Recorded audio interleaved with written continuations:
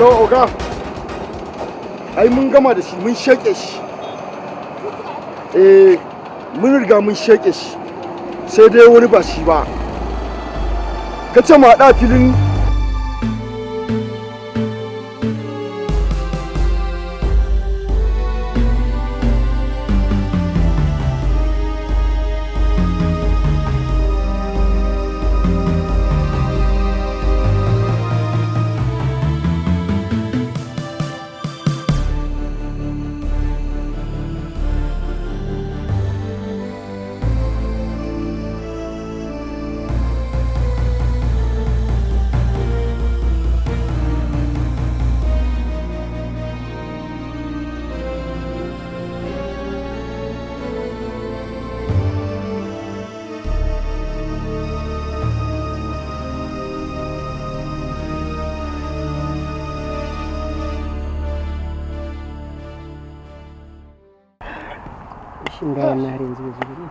ai dole ma sai ya zo ya isa ma ya samu aiki biyu ya biya mu hakkin mu ba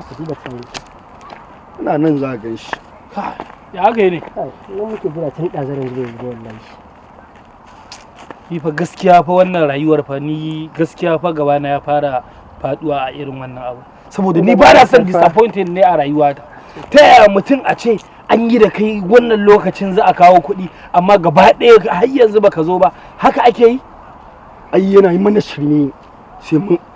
kai shi lashira wannan duk abu ne ma mai ni yanzu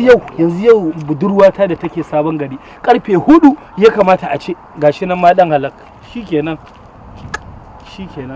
ai na zata ba zai zo ba da ya ji kiɗa a magana da aka yi baba ya ne to lai da wani labari ne da ba ji kiɗa kai kana da matsala wallahi ni Allah ba ni ka san ni ban da munafunci ne fa wannan haka yake shoga saboda ni already yanzu ka duba yanzu fa 4 da wani abu to no minti 5 na to wani minti 5 ka ake da ba komai yanzu da ka gani a cikin lokaci ne ya isa ba mu African time ka gani ya tsaya mana ya isa yanzu kun tabbata ya zama shekake kun sheke shi kai bari mu faɗa ma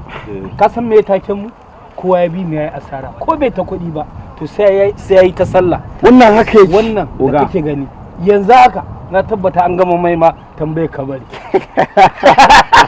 Allah an gama mai tambayar kabari ka ba mu yan canji kawai shikenan mu jiddimus shine gaskiyan bayani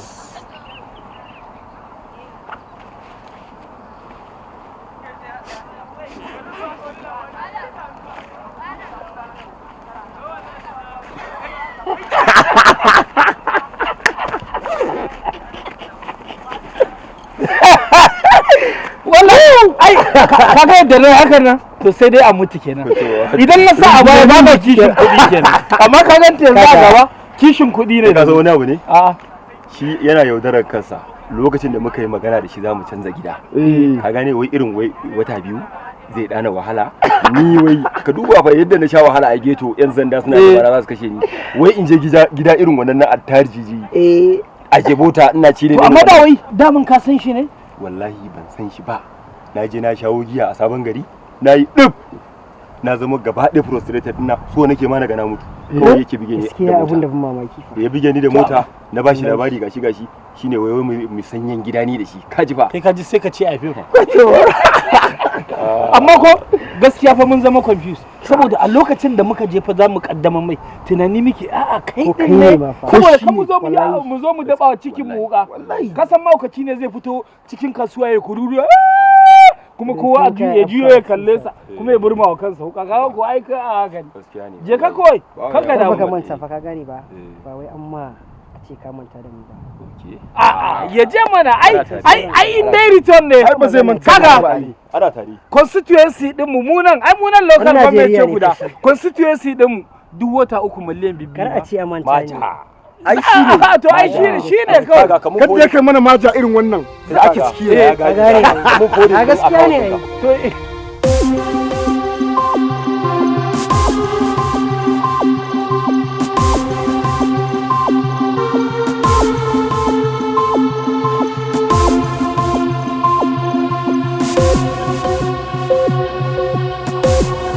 ba kuma ba wanda ka gane a ciki baka san tunani ba kawai na gaya ma hukuma ce kawai in fasu da Allah tunani na ke ba wani kaga ba hukuma ba ce, ba yadda za a yi hukuma ta nemi ni ta kashe ni, sai dai ta nemi rai ta nemo ni a raye ko don ku in samo musu inda kuke,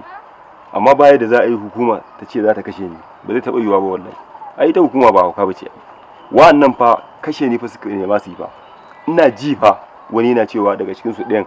yana waya waga mun kashe shi mun gama da shi kaza. Ta yaya hukuma za su nemi su kashe ni? Na mutu kawai. Ba yadda za a yi hukuma su nemi su kashe ni, kawai sai dai su gaskiya ni wannan abin ya ɗaure min kai wallahi, amma ba wani abu. Je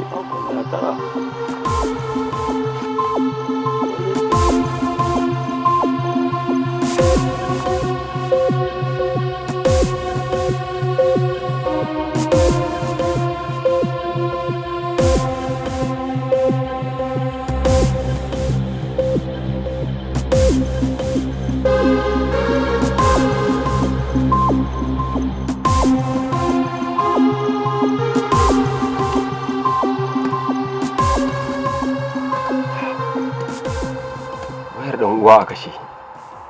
kuma tun safiyan na irin sauya sa kashe. Anya ko lafiya? Allah sa dai lafiya ne.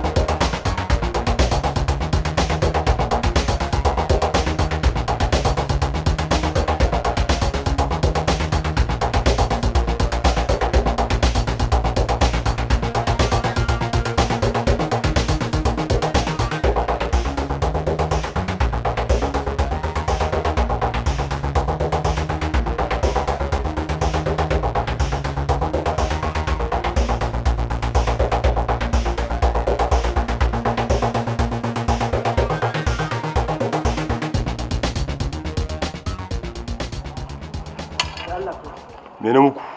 kuke so ku kashe ni? Baka taba gani na ba, ko in ce ba ku taba gani ba, shine kuke so ku kashe ni? To me dalilin kashe ni? Samu haka. Saku? Waye saku?